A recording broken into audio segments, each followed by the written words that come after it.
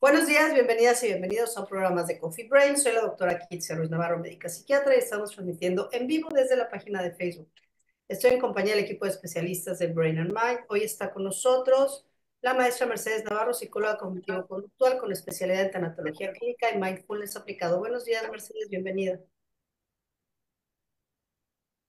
La doctora Abril Nuche, psicóloga, neuropsicóloga infantil y doctora en neurociencias del comportamiento. Buenos días, Abril, bienvenida. Hola, buenos días a todos. La maestra Mónica Díaz Callero, psicóloga clínica y supervisora certificada en terapia focalizada en emociones. Buenos días, Moni, bienvenida. Hola, ¿qué tal? Buen día. La maestra Angélica Angulo Morales, psicóloga cognitivo-conductual con especialidad en tanatología. Buenos días, Angie, bienvenida. Hola, buenos días. La maestra Sandra López, psicóloga clínica con especialidad en terapia familiar sistémica y en terapia focalizada en emociones. Buenos días, Sandra, bienvenida. Hola, buenos días. De género, principalmente con mujeres, acompañada de sus co-terapeutas. Buenos días, Marisol, bienvenida. Gracias por acompañarnos. Hola, hola, buenos días a todas. Y bueno, pues seguimos en el mes de marzo dedicado a temas de las mujeres y el día de hoy vamos a hablar sobre trastornos mentales o mujeres y trastornos de la salud mental. Eh, no ha llegado Claudia, quien es nuestra introductora a cifras y estadísticas, pero yo como introducción les quiero platicar algo. La Organización Mundial de la Salud siempre ha enfatizado pues, la importancia de la salud mental en las mujeres, considerando que hay como muchos desafíos en comparación con los hombres, ¿no? Y algunos de ellos son que existe una mayor vulnerabilidad, la violencia de género, los factores sociales, la salud reproductiva, el acceso a los recursos y, bueno, tener también intervenciones efectivas. Si hablamos a grandes rasgos, un poquito de estadísticas, por ejemplo, hablando de depresión, se estima que las mujeres tienen el doble de probabilidades de sufrir trastornos de ansiedad y depresión en comparación con los hombres. De 264 millones de personas en el mundo que padecen depresión, las mujeres tienen una mayor tasa de prevalencia, alrededor del 5% de las mujeres en todo el mundo van a sufrir depresión en algún momento determinado de la vida. La violencia de género, la OMS estima que una de cada tres mujeres en el mundo ha experimentado violencia física o sexual a lo largo de su vida y esto pues evidentemente está relacionado con problemas de salud mental. Tenemos el embarazo y el puerperio, que se estima que el 10 a 15 de las mujeres van a experimentar depresión postparto.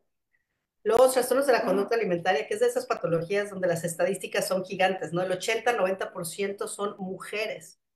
Y evidentemente en los accesos a salud, ¿no? Las mujeres tienen menos probabilidades de recibir atención en general médica que los hombres. Y bueno, después de esta introducción, pues parece que sí hay muchísimos factores de, no, yo no le llamaría de riesgo, yo le llamaría como de vulnerabilidad a padecer trastornos de salud. Entonces, pues, adelante. Tu audio, Abril. Perdón. También un poco como introducción. Muchas veces existe la duda, ¿no? De si realmente hay diferencias entre hombres y mujeres, hablando de diferencias biológicas. Y bueno, la realidad es que hay algunas diferencias en cuanto al cerebro, es decir, tenemos, ¿no? Si nosotros vemos diferencias en cuanto a una resonancia que hagamos a un hombre y a una mujer, vamos a encontrar algunas diferencias. Se han encontrado que hay algunos núcleos que son más pequeños en unos, más grandes en otros, pero la realidad es que cuando hacemos todas estas pruebas funcionales de cómo las capacidades cognitivas se van dando, ahí es donde vemos que no, que realmente no hay grandes diferencias. Hay algunas dominancias que no se pueden, vamos, que están ahí, que no se pueden negar por dominancia, y esto tiene que ver un poquito con la testosterona, sí, sí, los hombres suelen ser mejores de, digamos, de nacimiento para las cosas que tienen que ver con lo visoespacial, las rotaciones mentales, por eso les va un poco mejor en las matemáticas y por eso no les va tan bien en lo verbal, porque las mujeres tienen una dominancia natural hacia el hemisferio que va trabajando con lo verbal. Y entonces, pues bueno, de repente vamos encontrando por qué las niñas maduran más rápido en el lenguaje y los hombres es más común que tengan un poquito más de dificultad para el lenguaje. Y lo mismo con las matemáticas, ¿no? Y por ejemplo, uno siempre prefiere preguntarle las direcciones a los hombres porque la verdad es que se orientan mejor en el espacio y saben cuál es el este y el oeste y la derecha y la izquierda. Es cierto, pero eso no quiere decir que las mujeres no puedan aprenderlo o que las mujeres no puedan estimular esta función y mejorar en ella. Tampoco quiere decir que las mujeres, que todas las mujeres tengan esta dominancia y entonces ninguna pueda ser buena en matemáticas. Al contrario, ¿no? Es decir, hay muchas mujeres que son muy buenas en matemáticas y no quiere decir que por eso sean malas en la parte verbal.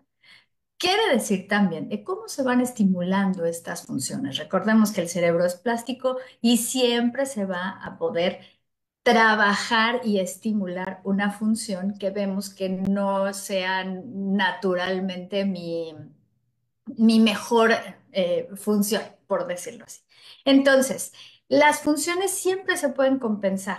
Y aunque es cierto, hay algunas dominancias y hay algunas diferencias, de ninguna manera quiere decir incapacidad. Eso es muy importante reconocerlo.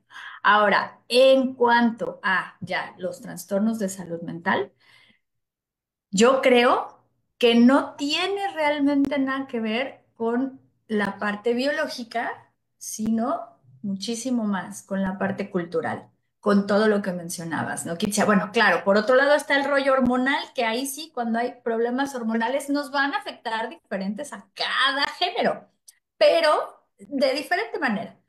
Porque si estamos hablando de problemas, ¿no?, que tienen que ver con las hormonas específicas de cada género, puede ser muy diferente, pero no quiere decir que biológicamente estemos más predispuestas a tener algún trastorno o ellos lo estén. No necesariamente, a menos de que sea un trastorno genético.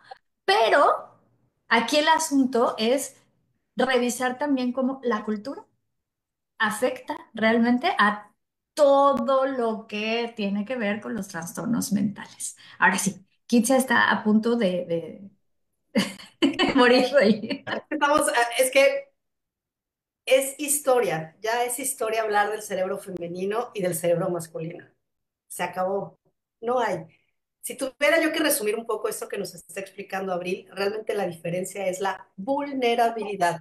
Ni siquiera las hormonas como tal en cualquier momento de la vida nos generan modificaciones propiamente, o sea, o que es el desarrollar una patología mental en un cerebro femenino habla de vulnerabilidad. Es decir, hay muchísimos otros factores en el back que me van a predisponer quizá que en el momento del climaterio o de la menopausia desarrolle alguna patología mental. Entonces, ya no hablamos de cerebro masculino ni femenino, hablamos de cerebros vulnerables y de forma universal. Y efectivamente la única diferencia que existe es más enfocado hacia la lateralidad. Eh, Cuando partimos de estos conceptos de cerebro femenino y cerebro masculino, empiezan a entrar como todas las cuestiones culturales y todas las cuestiones sociales, ¿no? Y es donde yo hilaría como hacia dónde podemos seguir hablando. Y bueno, tenemos a nuestra experta en género también. Pero antes de dar la palabra, le voy a dar la palabra a Claudia. Adelante, Claudia. Hola, una disculpa por conectarme un poquito tarde, pero estaba yo aquí con broncas de conexión.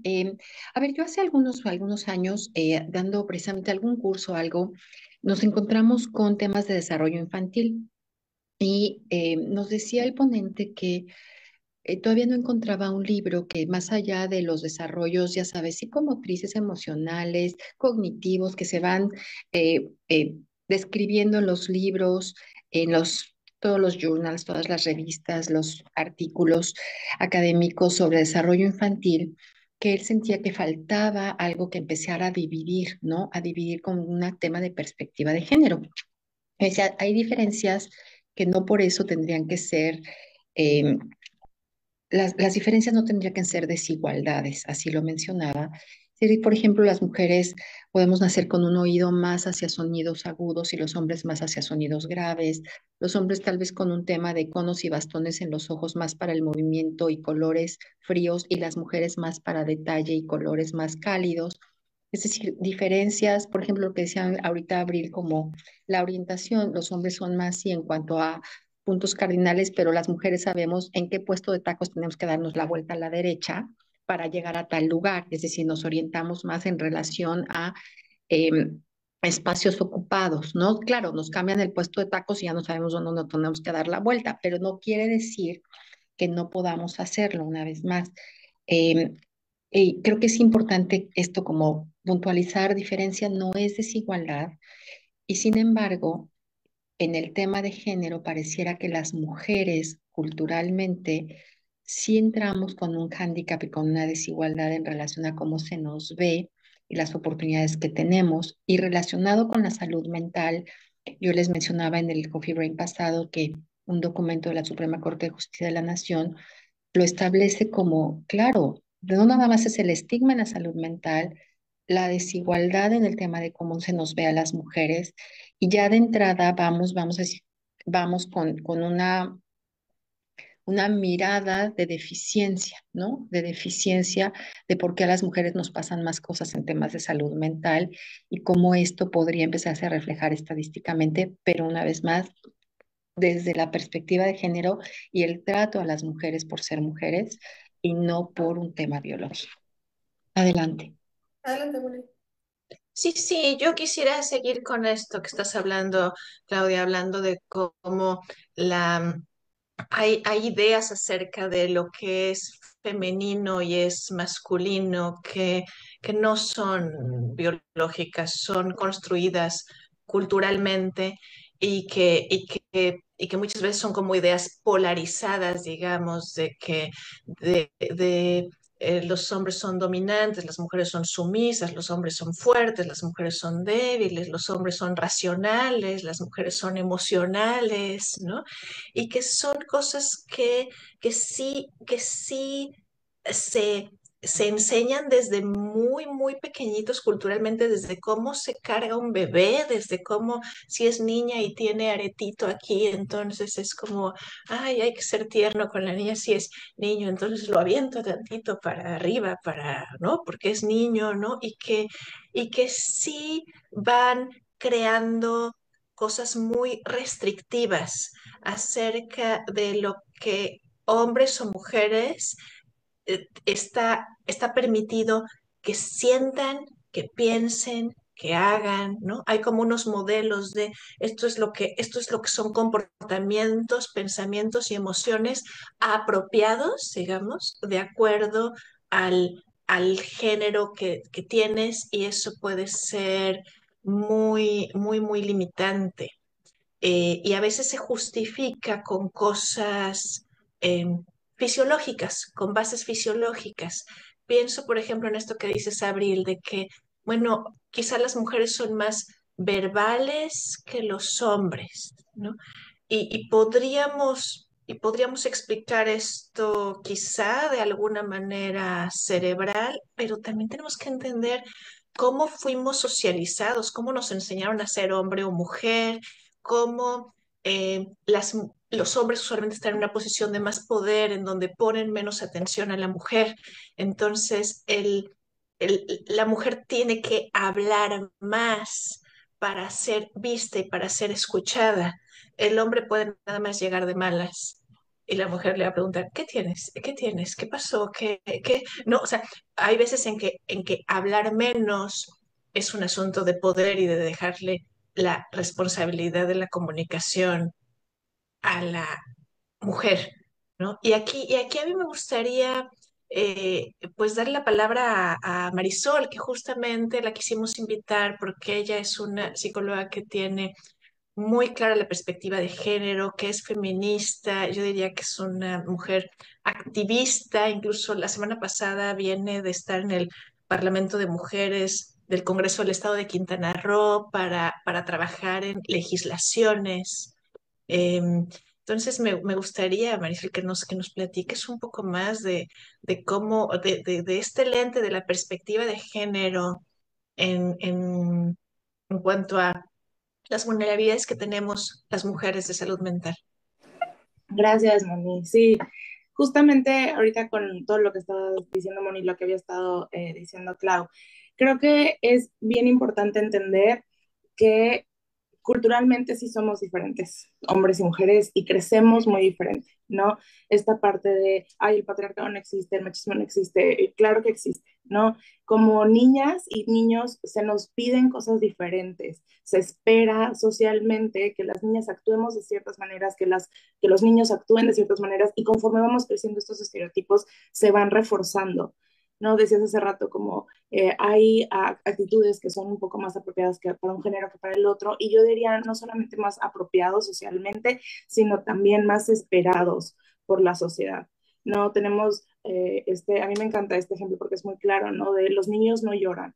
Y entonces los niños no lloran, no expresan sus necesidades emocionales, no conectan con sus emociones, los niños no tienen este permiso, y entonces cuando crecen vienen a ser hombres que les cuesta muchísimo conectar con esta parte, y lo vemos en consulta, ¿no? O sea, yo sé que ustedes se dedican también a terapias de pareja, lo vemos un montón en consultas de decir, tenemos que estar reeducando a la pareja y decir, a ver, esta chamba de conectar es de los dos, esta chamba de poder ser sensible a las necesidades de la otra parte de la pareja es para ambos, no es solamente algo que la mujer va a estar haciendo, ¿no?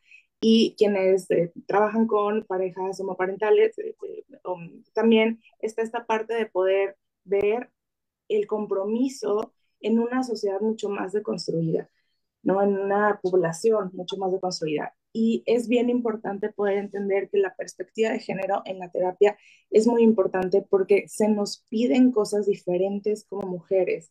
Está todo este bagaje de que seamos perfectas en todos los ámbitos, y hay muchas desigualdades en las que venimos creciendo desde la parte de la violencia muy normalizada, como tenemos que aprender a reconocerla, a deconstruirla, a decir, es que el hecho de que crecieras en un ambiente en donde si tú eras la única de tus hermanos y a ti te pedían que tú hicieras las labores de la casa, no quiere decir que esto te tocaba a ti por ser mujer.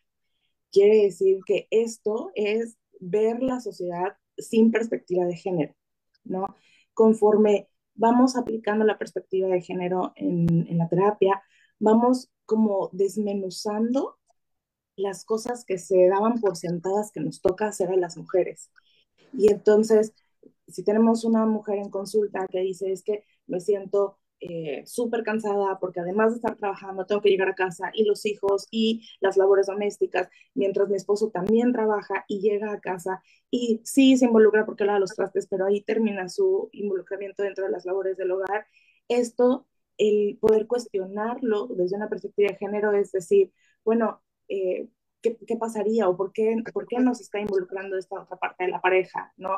Esto no es solamente tu labor, es poder poner como esta lámpara sobre las cosas que están ya dadas por sentadas que tenemos que estar haciendo, y decir, ¿quién te dijo? ¿Cuándo lo aprendimos? ¿Por qué, por qué traes esta construcción de que lo tienes que estar haciendo? Porque las cosas pueden ser diferentes, ¿no? Y podemos tener parejas involucradas y podemos tener mujeres que salen de los estereotipos, ¿no? Ahorita en el Congreso, todas estas eh, iniciativas y luces que se dan a la desigualdad de las mujeres, es impresionante la necesidad que tenemos como género, y es importante aprender a escucharlas. ¿Sabes qué? Me recordaste esta película de Barbie, no sé si la vieron, donde de pronto empiezan a tratar como de, ¿cómo decir? Como de desprogramar o hipnotizar o una cosa así, no me acuerdo del término exacto que usan, pero empiezan a decirle, a ver, es que una es que es que no se hacen las cosas como tú quieres porque eres demasiado débil, pero si no, eres demasiado mandona y eres demasiado perfeccionista, pero eres demasiado floja, pero eres demasiado, o sea, como que estos mensajes donde sí hay mucha exigencia social puesta en las mujeres, o sea, como que malo si te dedicas a cuidar a tus hijos y quedarte en casa, solamente eres una ama de casa, malo si sales a trabajar porque estás abandonando a tus hijos, malos sí, ¿no? Y donde de pronto uno se da cuenta de que uno puede estar en situaciones imposibles. Y, y, y ahí es donde uno dice, ¿cómo no va a afectar en la salud mental? ¿Cómo no va a provocar ansiedad, depresión, por no hablar de estrés postraumático por todas las violencias que hemos vivido? Sí, y creo que es muy importante justamente hacer este análisis individual, ¿no? Primero, antes de como terapeutas, ¿no? De manera individual y decir, a ver, qué cosas que yo he vivido, las he vivido porque fueron esperadas, ¿no? Porque yo era la hija de un hombre machista que no me dejaba hablar, o yo vivía con un abuelo o con un tío que decía, movía su vaso de refresco que estaba vacío y eso significaba que yo tenía que acercarme y parar lo que yo estoy haciendo para ir y servir y, ¿no? Y entonces me condiciona como adulta ahora a que cada que veo un vaso vacío digo, ay, ay ¿quién más quiere refresco? Y, ¿no? Y cuando todas estas cosas van siendo parte de de la manera en la que vamos creciendo, es bien difícil aprender que no estuvo padre. Y es bien confrontativo cuando decimos, híjole, o sea, que yo fuera la única de mi casa, porque éramos 6 hermanos y yo era la única mujer que se quedó cuidando a mis papás porque los demás son hombres y entonces a ellos no les corresponde, ¿no? Porque ellos son varones y ellos tienen sus familias y ellos, pero yo sí, aunque yo me haya casado, aunque yo tuviera hijos, a mí me tocaba ser la cuidadora de mis papás y decir, esto es una desigualdad dentro de mi familia, confronta muchísimo. Y si nos vamos a temas de violencia, no, estas personas que dicen, ah, mis papás increíble, no, mis papás lo máximo. Y de repente vamos desmenuzando y vamos encontrando estas historias y dices, híjole, no creo que esta situación fuera lo máximo. Y vamos nombrando las violencias y, oye, pero cuando tus papás se enojaban contigo, te ignoraban por completo, ¿no? Pero a tus hermanos sí les seguían hablando. Aquí hay una desigualdad en la familia. Entonces, ir nombrando estas violencias de manera muy suave, de manera muy cuidadosa, con la vulnerabilidad, cuestionándolas y poder poner enfrente la desigualdad de género y verlas en las historias propias es súper complicado. Adelante, Abril. Sí, sí, y sobre todo, bueno, creo que esto nos da como mucho el panorama de por qué podemos enfrentarnos a muchos trastornos mentales que afectan de una manera diferente a cada género, porque no es que, o bueno, no sé, a ver, dime tú, Kitsia, ¿hay algún trastorno mental que afecte solamente a las mujeres? No, ninguno. Bueno, los del neurodesarrollo, que son más bien como síndromes genéticos, pero que están asociados a cromosoma XY, ¿no? Pero fuera de eso, adquiridos, ninguno. Ninguno. Exacto. Bueno, es que ni siquiera los que están como asociados a la menopausia y todo esto, porque al final los temas que ves es ansiedad. Es, bueno, a ver, explícanos, explícanos. No, lo que es que ahí viene, es que, a ver, le hemos echado mucha culpa a las hormonas, pero es que no Ujú. es de hormonas, es cuestión de vulnerabilidad. Si mi cerebro es vulnerable, acuérdense que en psiquiatría hablamos de trastornos y no de enfermedades. ¿Por qué? Porque el origen es multifactorial. Ningún factor es ni necesario ni suficiente y es la combinación de muchas cosas. La genética, el cómo crecimos, qué herramientas tenemos para desarrollar el día a día, lo que se nos va presentando y eso me genera un cierto estado de vulnerabilidad, donde a lo mejor la hormona es como lo que me detona todo, pero, pero, pero si no Pero eso me... ya estaba ahí. Claro, pero eso ya estaba ahí. O puede la hormona no detonarlo también. Entonces, por eso esta palabra ya se ocupa mucho más, ¿no? Cuando queremos quitar esto que les explicaba hace rato de cerebro femenino y masculino. No, son vulnerabilidades que no tienen nada que ver con el género. Que habrá factores como las hormonas, que sí, los hombres tienen más testosterona, nosotros tenemos más estrógeno, nos pueden detonar, pero no a todos nos detonan. ¿Cuál es la diferencia? Pues la vulnerabilidad, la fragilidad. Perdón, Claudia, solo quiero hacerle una pregunta más, porque luego está este asunto de, es que está en sus días, ¿no? Es que la disforia de, ¿cómo es esto? Ah, se Síndrome me fue. disfórico premenstrual. A ver. A ver, ajá, exacto, explícanos ¿por qué eso no sería algo que afecta solo a las mujeres? Normalmente, y volvemos a lo mismo, por cuestiones culturales se ha normalizado que las mujeres previo al periodo tenemos que tener cólicos menstruales, que tenemos que estar de muy mal humor, que tenemos que estar ansiosas. Señoras y señores, no es normal. No es normal. Si tengo cólicos y si me pongo de mal humor, algo está pasando. ¿Ok? Y otra vez, es una vulnerabilidad a tener cambios en el estado de ánimo previo al periodo, que es en la fase folicular, que es exactamente a la mitad del ciclo, donde lo que se ha visto es, otra vez, ahí va, una vulnerabilidad aparentemente en los receptores GABAérgicos a ese cambio de las hormonas, que lo que me generan es un cerebro sobreactivado y eso se traduce en muchos de los síntomas emocionales que se presentan. Ahora, no es lo mismo tener síntomas emocionales premenstruales que un síndrome disfórico como tal. ¿Cuál es la diferencia en el disfórico premenstrual? La incapacidad, el cómo afectan estos síntomas a mi funcionalidad. Pero es lo mismo, no todas las mujeres lo presentan. Entonces, otra vez, en este tema de desigualdad, de estigmatización, cada que una mujer dice, claro, es que estás en tus días.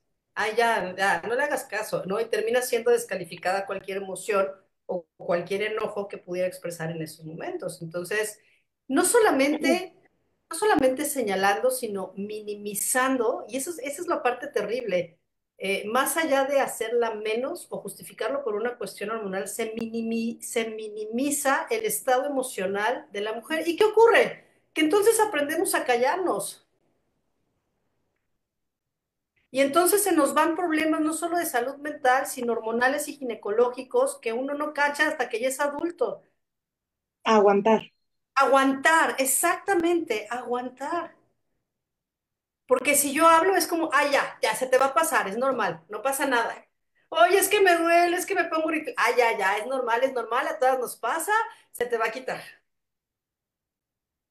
Entonces, otra vez, como algo, sí, biológico, sí, de una vulnerabilidad, termina convirtiéndose en un encasillamiento y en un, yo no sé, digo, no soy experta en esto, pero no sé si le llamaríamos como discriminación, o sea, como, ¿sabes? O sea, Claro. Yo creo que todas somos expertas porque todas lo hemos vivido. completamente. O sea, que levante la mano a quien no le hayan dicho, ya, ya, aguántate.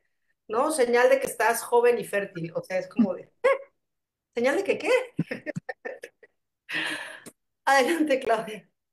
Y estoy recordando un libro de Margaret Mead, ¿no? Que el título más o menos algo así como Viviendo en Samoa, y estamos hablando de un libro de principios del siglo XX, mediados tal vez, que ella sorprendentemente se da cuenta que las niñas en Samoa no tienen cólicos menstruales, ¿no?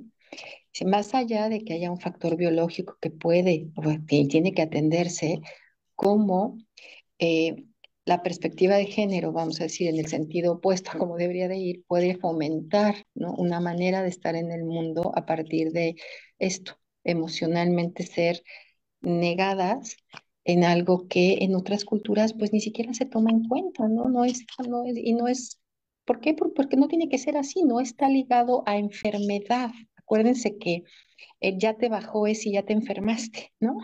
Un poco como nos ponen en nada más por ser mujeres, ojo, y con el nada más, en una situación de desventaja, de vulnerabilidad, tal vez de enfermedad o de cuidados necesarios, que nos ponen desventaja una vez más. Es decir, que estas desigualdades no nos permiten, pero que tiene que ver más con el enfoque cultural. Y quería yo ahí mencionarlo porque no pensemos que todo lo hacemos adrede y con ganas de molestar, no.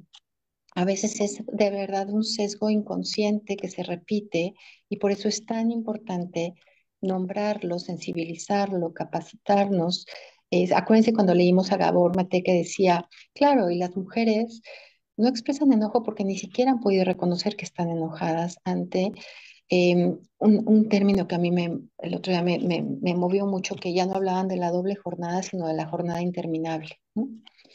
Y creo que ahí es como, además cuando ahorita puras mujeres aquí, como la responsabilidad de que esto es de hombres y mujeres, que la perspectiva de género es masculina y femenina, pero que sí las mujeres ha tomado pues décadas y centurias el poder ir como acortando estas brechas que no son visibles y que entran en sesgos inconscientes para muchísimas personas todavía. Piensen el otro día estaba escuchando una noticia, una organización de la sociedad civil. Ellos están en temas de género también, pero decían lo que estamos juntando y es una campaña, ellos van a hacer algo con causa para todo el tema de toallas femeninas para llevar a comunidades indígenas donde las niñas no pueden ir a la escuela los días de su ciclo menstrual porque no tienen cómo cuidarse en esos días, ¿no? Entonces no van a la escuela. Las Hay un, elecciones las elecciones de educar a un niño por encima de una niña simplemente porque hay recursos solamente para uno o para otros. Estas diferencias que no se hacen de mala fe, pero que están ahí, ¿no? Y que están presentes. Adelante. Sí, sí, yo quisiera hablar un poco definir un poco algunos términos que escuchamos muchas veces por ahí, que el machismo, que la misoginia, que el patriarcado, y voy a hacer pequeñas definiciones, aunque quizá alguien quiera ampliarlas. Pero yo quisiera comentar, bueno, que el machismo tiene que ver con estereotipos rígidos de género, de qué es lo que corresponde al hombre o a la mujer, que perpetúan desigualdades, discriminación, violencia. Luego, por otro lado, tendríamos la misoginia, que es como la devaluación de todo lo femenino. No nada más considero que hay cosas que le tocan a los hombres y hay cosas que le tocan a las mujeres, sino que además considero que lo que le toca a las mujeres es menos valioso, incluso que cualquier característica femenina en un hombre es pésima, es terrible, ¿no? La misoginia tiene que ver con devaluar lo femenino. Y el patriarcado significa, o sea, tiene que ver con poder, con un ejercicio de poder, de que el hombre es es el que manda, es el que domina, es el que toma las decisiones sobre mujeres y niños, niñas. Eh, eh, Ahora, esto no es exclusivo de los hombres, las mujeres muchas veces también crecimos con estas tres cosas, con el machismo y la misoginia y las ideas de patriarcado como sin cuestionarlas. Pienso, por ejemplo, en esto del, esto que estaban diciendo del síndrome premenstrual, o si algunos días antes de la menstruación una mujer puede estar más irritable o más sensible, digamos, ¿no? Entonces, a ver, sí puede pasar que uno esté un poquito más irritable, un poquito más sensible y que quizá cosas que en otro momento del ciclo uno hubiera tolerado y aguantado y ok, ya, no voy a hacer pelea de esto. En esos días puede ser que uno esté más irritable y que sea cuando, a ver, no, ya, esto fue la gota que derramó el vaso. Pero esa sensibilidad o esa irritabilidad que puede tener que ver con el momento en el ciclo no hace que algo que te parece maravilloso ahora te parezca terrible. O sea, no te vuelve loca, lo único que te hace es un poquito más sensible, ¿me explico? O sea, es algo que de todas maneras no te gustaba, nada más que en esos días puedes estar un poco más irritable. Pero luego viene la descalificación que algunas mujeres hacen de sí mismas, como decir, ay, a veces que como soy mujer, como somos mujeres, pues es que ni yo me entiendo, es que las mujeres somos muy parlanchinas, es que las mujeres somos muy, siempre nos andamos peleando, ¿no? O sea, como que algunas de estas cosas que nos hemos creído y que nos decimos a nosotras mismas. Sí, Y Mónica. claro que va a tener un efecto sobre la salud mental, pues, ¿no? Claro, claro, claro. Y que justamente esta parte de ver la vida con perspectiva de género tiene que ver con entender que el mundo y la sociedad culturalmente nos pide vivir en silencio, ¿no? Esto que decían de sentirnos minimizadas, decían, ni siquiera nos podemos enojar, ¿no? Y que es mucho de lo que sucede en las marchas, esta rabia digna de decir, ya desperté y ya me di cuenta que todo lo que estoy viviendo está terrible, ¿no? Y que no es justo, todas los saltos que he tenido que dar a través de las estructuras. Y esta parte de eh, esta pelea entre los hombres de decir, no, es que las feministas nada más vienen aquí a terminar con el mundo como existe y tal, y no se dan cuenta que también esta lucha los involucra a ellos, porque también vivir dentro de estas estructuras machistas rigidiza muchísimo la manera en la que los hombres existen en el mundo y entonces no te permito que puedas hablar de tus necesidades físicas, emocionales, que te aguantes y que te aguantes y que tenemos hombres que no logran conectar con sus emociones, que no logran conectar con que las desigualdades que también viven, ¿no? Porque la sociedad no se los permite, porque eso no es de hombres, ¿no?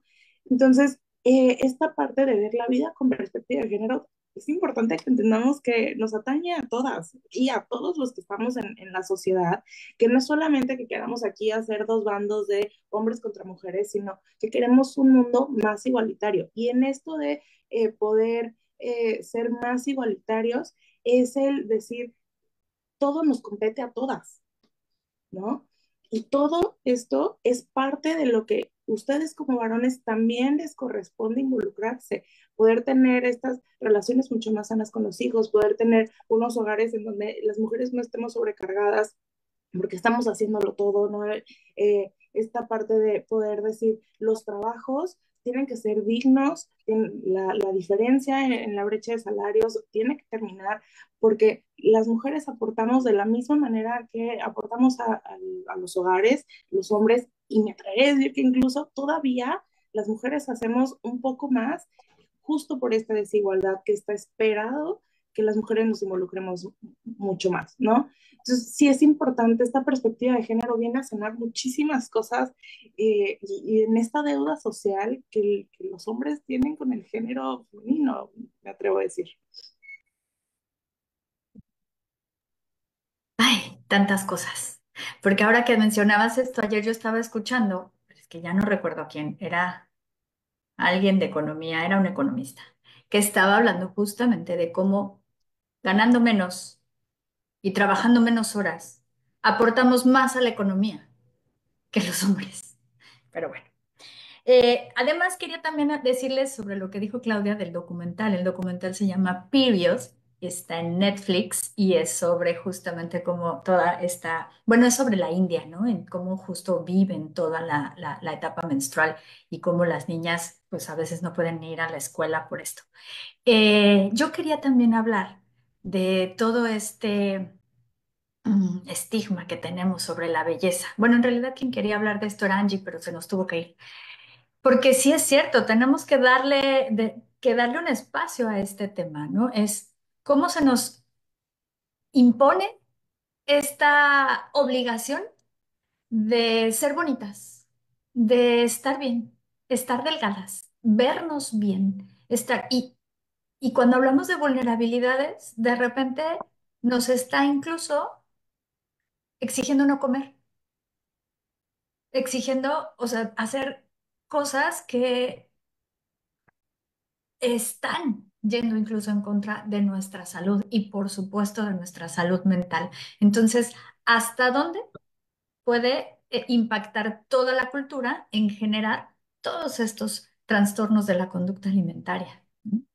Pero bueno, solo quería así como ponerlo en la mesa porque es súper importante. Adelante, Mercedes. Gracias, Abril.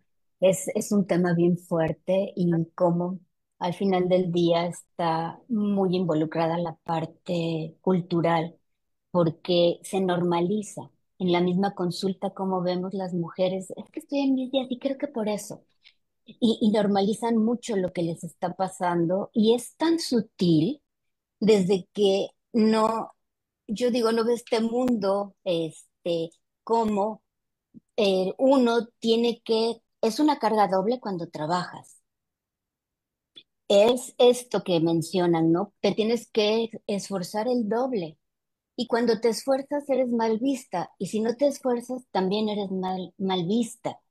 Y finalmente sigue habiendo muchísima presión sobre este rol femenino porque está tan establecido culturalmente que eso contribuye obviamente a que no puedan tener las mujeres una salud mental buena.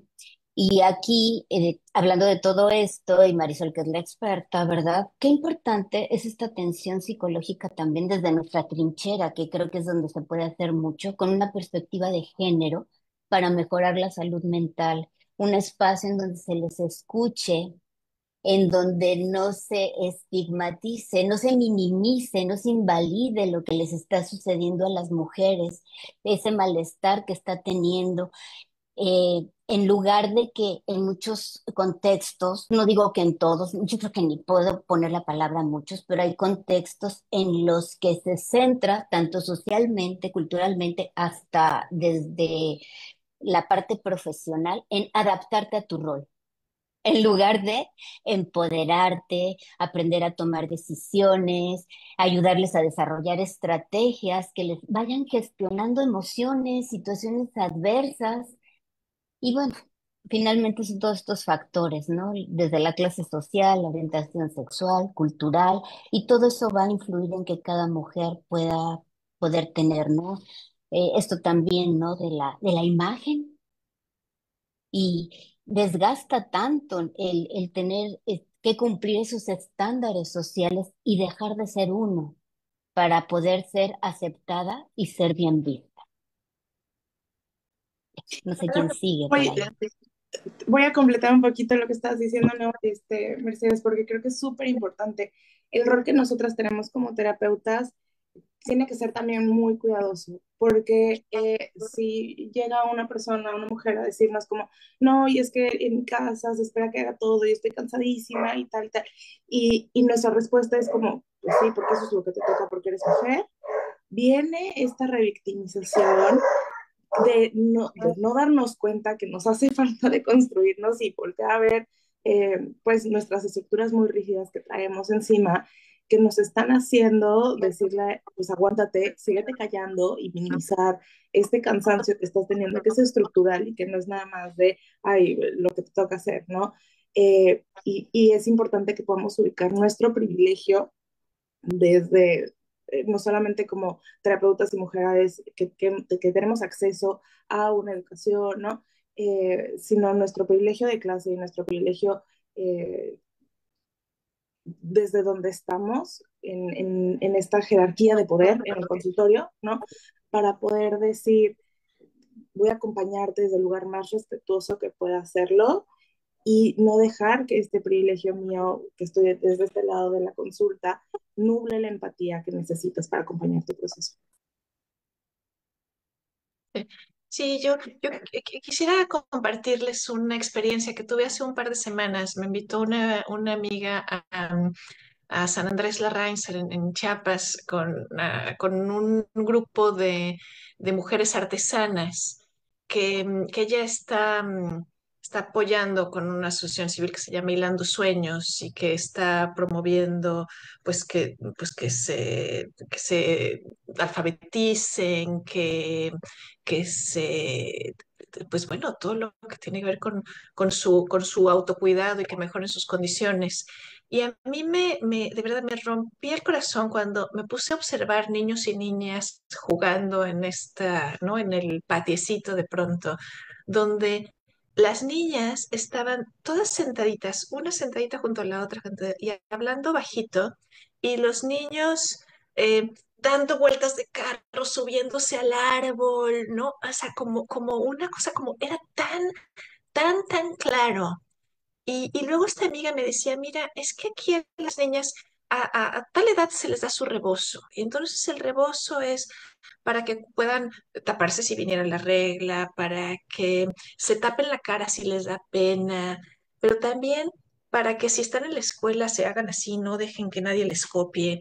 Y para que, o sea, hay una cosa, me decía, me ha costado mucho trabajo lograr que estas mujeres trabajen en equipo porque parte de a lo que están socializadas es a hacerse muy como recelosas unas de las otras. Y a mí me parece que esto, pues claro que perpetúa un esquema machista donde el hombre puede tener varias mujeres, es dueño de ellas, puede hacer lo que le dé la gana, donde, ¿no? Pero justamente me llama la atención esta cosa como desde muy pequeñita se te enseña a que no confíes en otras mujeres, ¿no? Y ahí es donde pienso en la importancia de estos movimientos de mujeres donde si no nos agrupamos, si no hacemos equipo, no podemos cambiar modelos sociales. No es posible. Por eso lo que estás comentando, Marisol, de la importancia de las marchas, de hacer grupo, ¿no? Sí, Moni, y no necesariamente solamente a nivel como macro, no con con las marchas y tal, sino también en los espacios, ¿no? Entre primas, entre hermanas, entre compañeras de salón, ¿no? Yo tengo un grupo padrísimo con mis compañeras de baile, ¿no? Y son estos espacios en donde entre mujeres nos estamos apoyando muchísimo. Y creo que esto que estabas diciendo, esto que estabas diciendo de las diferencias sociales en estas escuelas, también por eso nos cuesta tanto diagnosticar neurodivergencias, porque como niñas se nos oprime muchísimo y es, no, tú te aguantas y no importa que también tu cuerpo esté con un motorcito dentro y que el TH ande a todo lo que da, tú tienes que encontrar la manera de regularte y aguantarte y resulta que a los 35 años, resulta que siempre sí tengo TH y nunca me di cuenta. Y cuando volteas a ver todos estos criterios dices, no, sí me había dado cuenta, solamente me tuve que enmascarar y normalizarme al género para que no se pudiera ver. Oye, se nos va acabando el tiempo y yo creo que esto le vamos a dar una segunda parte, ¿no? Pero justo con lo que dice Monique y de hacer algo de lo que me siento como muy contenta y orgullosa, justo por eso está Brain and Mind. Hace no mucho tiempo alguien me preguntaba que por qué no había hombres en el equipo, ¿no? Porque desde el origen era un grupo de psicólogas y de psiquiatras, a lo que yo nunca daba la explicación completa del por qué, ¿no? Pero hoy es un buen momento para hablar del por qué no va a haber hombres en Brain and Mind. Porque justamente en este colectivo inconsciente de los roles de género y de por qué y cómo nos han hecho menos en muchas cosas. Y trabajo con muchos psicólogos buenísimos, ¿eh? O sea, no es una lucha de géneros, como decías, maestro. O sea, trabajo colaborativamente con muchos, pero si nosotros metemos un personaje de un psicólogo, entonces la imagen que mandamos es, él es el que liderea, él es el que coordina a sus mujeres, él es el que está frente del proyecto, él es el que genera las ideas. Entonces, justamente Brain and Mind es eso, un grupo de profesionales de la salud mental, mujeres, trabajando para hombres y para mujeres y con hombres, pero la esencia es, somos nosotras. Y eso a mí me llena como de mucha gratificación, ¿no? En ese sentido de solo nosotras. Y es parte de expresar esto que decías, Marisol, de este enojo y de esta rabia que de pronto sale en esta diferencia de género que es muy válida. Entonces creo que es una forma muy positiva de canalizarlo hacia, pues, hacia este proyecto. Y que se Piensa como, asume siempre, perdón, Kitty, no, sí, sí, que se asume adelante. siempre en los espacios, ¿por qué no hay hombres? Siempre se hace la pregunta, ¿y por qué aquí faltó un hombre? Pero en los espacios donde siempre hay hombres, no se cuestiona, ¿y por qué no hay una mujer? ¿No? Entonces también es importante defender los espacios que son separatistas, que son de mujeres para mujeres, porque son muy necesarios y las mujeres estamos haciendo cosas increíbles y es importante que la sociedad lo pueda ver. Chicas, comentarios finales y yo creo que vamos programando una segunda parte. ¿Quién quiere empezar? A ver, yo creo que es importante una vez más subrayar lo que digo en muchos Coffee Brains, ¿no? México son muchos Méxicos, la cultura nos da un sentido de identidad y por eso algunos aspectos de la cultura que han sido tan desiguales y tan inequitativos es un proceso de cambio, ¿no? En lo chiquito y en lo macro. Em, la en la posición privilegiada en la que estamos y hacia las mujeres y los hombres con los que convivimos, tenemos una responsabilidad que se maneja de manera diferente como en una comunidad como la que fue Moni ahora Chiapas, porque también hay un aspecto que hay que considerar. De pronto, para algunos grupos, estas son ideas como complicadas, como que es más fácil lo que se conoce, como que es mucho más certero, por más que sea desigual e inequitativo. Entonces, es una labor que es también que se da en diferentes estratos y niveles, me refiero como país, ¿no? Imagínense un gran país que no funciona todo al mismo ritmo y que la oportunidad que tengamos y de notar nombrar esto que Moni, por ejemplo, acaba de ver en Chiapas o lo que podemos ver en otros espacios, es ya un inicio, ¿no? De los cambios que tendríamos que empezar de manera respetuosa, con curiosidad, con preguntas y con cuidado, continuar, yo creo que a lo largo de nuestras vidas, porque no nada más somos mujeres, algunas tenemos hijas, todas tenemos mamá o tuvimos mamá, hermanas, hay muchas mujeres a nuestro alrededor que nada más por eso hay un compromiso sí o sí. Sí, justo, y que también podemos trabajar desde esta interseccionalidad con otros grupos sociales donde no conocemos nosotros su realidad porque no somos parte de esas culturas y de esas realidades y no querer imponer nuestro tipo de feminismo blanco, ¿no? Al que pertenecemos, reconociendo nuestro privilegio y decir, esto yo no lo conozco, esto a mí no me compete, déjame te refiero con alguien que trabaje con este tipo de sociedad, ¿no? De comunidades, que tenga experiencia, que pueda conocer y que no venga a romper sus tradiciones, pero sí las podemos mantener desde una perspectiva de género. Adelante. Gracias. Buenos días a todas y ya para, 2 minutos, Cori. Adelante. y ya para despedirnos, solamente quería complementar las ideas, ¿no? Que Mercedes y todas ustedes estaban mencionando siempre muy interesantes. Con respecto a lo que en mi consulta está sucediendo en el sentido de que yo, en conclusión, siento que estamos en una era, en un momento histórico mundial en el que todos estamos redefiniendo, todos, hombres, mujeres y todos los, o sea, in between, ¿no? Estamos redefiniendo nuestro rol, nuestro espacio, nuestro qué hago aquí, cuál es mi función. Cada vez hay más matrimonios que se cuestionan esto, en donde están tratando de encontrar una especie de balance, ¿no? No quiero ser supermujer, tampoco quiero ser ama de casa, pero tampoco quiero que tú lo seas. Y cuesta mucho trabajo encontrar desde ahí una balanza, ¿no? Ahorita estábamos hablando de si las mujeres son más sensibles en su periodo o no, y habrá quienes sí, y habrá quienes no, y yo les escribí por ahí.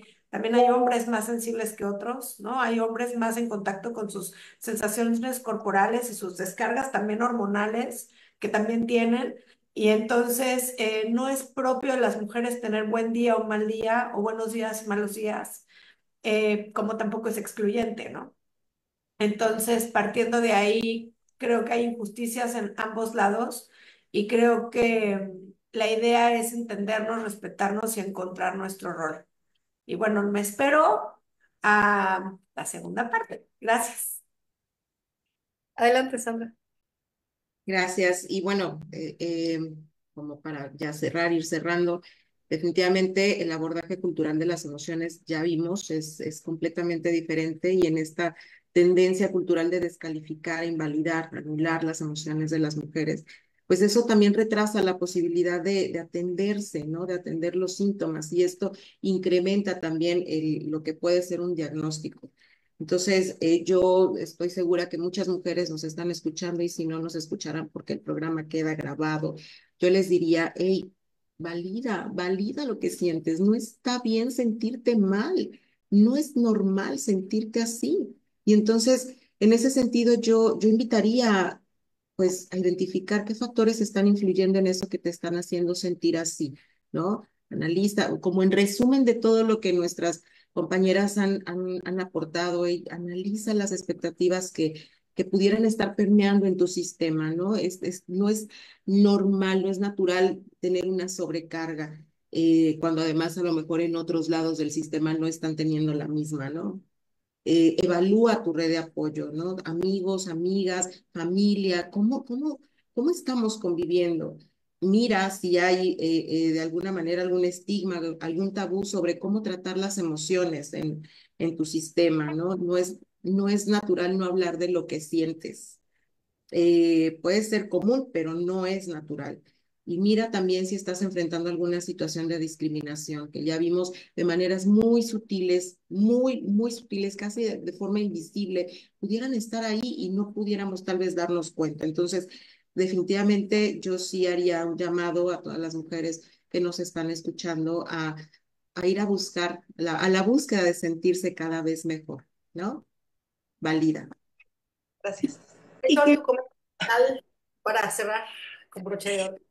y que muchas veces poder hacer este cuestionamiento de mi propia vida es bien difícil porque es lo que conozco y con lo que he crecido y lo que tengo muy normalizado, ¿no? Y creo que este llamado que estás haciendo, Sandy, es súper importante, es decir, escucha tu cuerpo, porque nosotros como terapeutas con enfoque en las emociones, escucha tu cuerpo es la brújula. Y si hay algo dentro de ti, dentro de la panza que te dice, por aquí no es, dale voz. Es porque es muy importante, porque empezando a cuestionar el por qué me siento así, por qué esto no me late, por qué cuando me piden que yo me pare a atender a mis abuelos en vez de a mi hermano, me, me hace así la panza un nudo. Sí, en ese momento algo me quiere decir mi cuerpo. Y entonces, ¿por qué cuando en mi trabajo felicitan a mi compañero por no haber hecho su trabajo o por haber hecho el mismo trabajo que yo y cuando yo lo hago a mí no? ¿Por qué se me hace la panza chicharrón? ¿No? ¿Por qué cuando veo un pronunciamiento político y están diciendo, sí, los hombres bravos, sí, no sé qué, pero cuando una mujer hace algo, pasa una cápsula de 30 segundos en las noticias en vez de del minuto y medio que le tocó al hombre y cuando mi panza se chicharrón, ¿por qué? ¿Por qué mi panza se está haciendo chicharrón? Y ahí es en donde empezamos a romper las estructuras, donde empezamos a deconstruirnos, donde empezamos a decir, esto es desigualdad, esto es violencia, esto no se vale. Y es cuando podemos empezar a construir redes entre nosotras, porque si tú volteas y le preguntas a la al lado, oye, ¿a ti se te hace la panza chicharrón cuando esto? Te van a decir, por supuesto, se me hace la panza chicharrón cuando voy a la plaza y traigo un short porque vivo en Cancún y es un chorro de calor y los vatos se me quedan viendo y me enoja, ¿no? Y se me hace la panza chicharrón cuando llega mi esposo cansadísimo y yo tengo que estar lavando los trastes y el otro sí tiene chance de sentarse a ver el partido de fútbol. O sea, y ahí es cuando estas redes generan espacios como estos, donde dices, sin darnos cuenta empezamos a crear un activismo colectivo y decimos, no nos vamos a dejar, no nos vamos a callar y lo vamos a hacer, necesitamos verlo, ¿no? Marisol, quizás si yo hubiera sabido esto que estás diciendo cuando el director de mi escuela me dijo, porque fui la primera mujer de lugar en generación en el examen profesional y la tercera con dos hombres arriba, y con ese resultado el director me preguntó que quién de mis compañeros me ayudó a estudiar. Quizás si lo hubiera sabido en ese momento, mi historia de vida habría sido diferente. Pues Entonces, bien, esperemos que, sí, esperemos que que nos vayamos cuando mi panza se hace chicharrón, ¿por qué? ¿No? Que nos ayude como brújula, porque es lo que decía, si volteamos a ver y preguntar, todas tenemos historias de discriminación, de violencia, de minimización, y no está bien, no se vale, no es justo, y necesitamos empezar a decir hasta aquí. muchas gracias. Chicas, cierre veloz, no las menciono, gracias a todas por habernos acompañado. Muchas gracias, Marisol. Acuérdense que esto queda en redes sociales, en YouTube, la página Brain and Mind para contactar con alguien. Y nos vemos próxima semana, misma hora, por los mismos medios, con el tema Día Mundial del Sueño, la importancia del sueño para la salud mental. Gracias y hasta la próxima. Gracias a ustedes, qué gusto.